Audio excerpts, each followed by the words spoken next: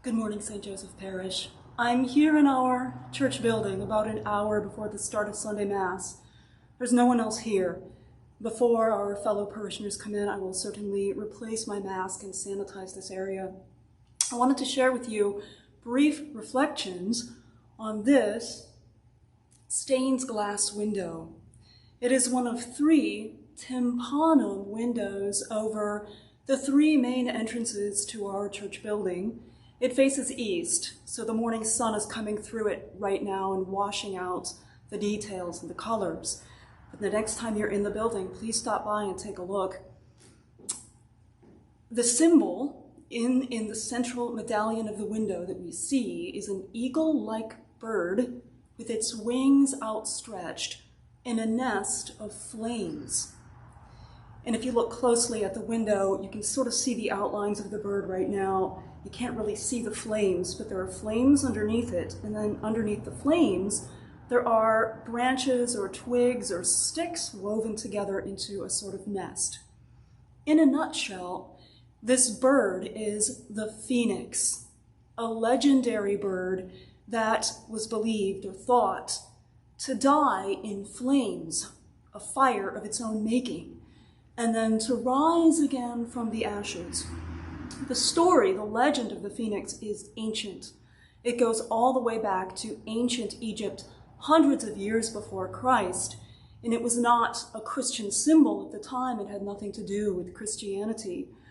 The ancient Greek historian Herodotus and the ancient Roman historian Tacitus write about this legend, about this bird which is seen every few hundred years in Egypt. And they passed on the legend to early Christian writers, most notably Clement and Tertullian. The early Christian writers viewed the phoenix as evidence for the possibility of our resurrection. This Christian belief that after we physically die, we will rise again, body and soul, to experience new life. They thought that the bird was real, that it really died and rose again, and they saw that as proof that resurrection is possible. When the legend was handed on to the Middle Ages, it changed a bit. It was medieval writers who added the element of fire and began drawing pictures of the bird in books called bestiaries, pictures that looked somewhat like our window. The medieval writers, writing in the Middle Ages, understood the phoenix to be a symbol of Christ, who willingly embraced death and then rose again in order to give us new life. And that is the symbol that is depicted in our window. It has many layers of meaning. It is a Christ symbol. It is a symbol of our resurrection. It is a symbol of our connections to the ancient world, where the roots of Christianity over 2,000 years ago really lie. And I think and I feel that the symbol can have a lot of meaning for us today. Jesus, in willingly embracing death, gave us an example to follow. He says in the Gospel of Mark chapter 10, "The Son of Man came not to be served, but to serve and to give his life as a ransom for many."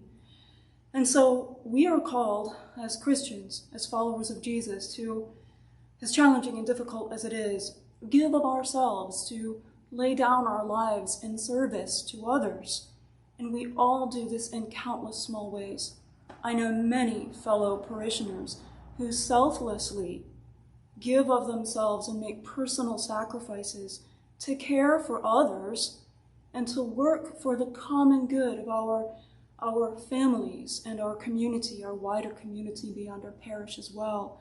So the phoenix for me is a wonderful symbol of the self-giving sacrifice of the many people of this parish and the model that I try and often fail to live personally in my own life.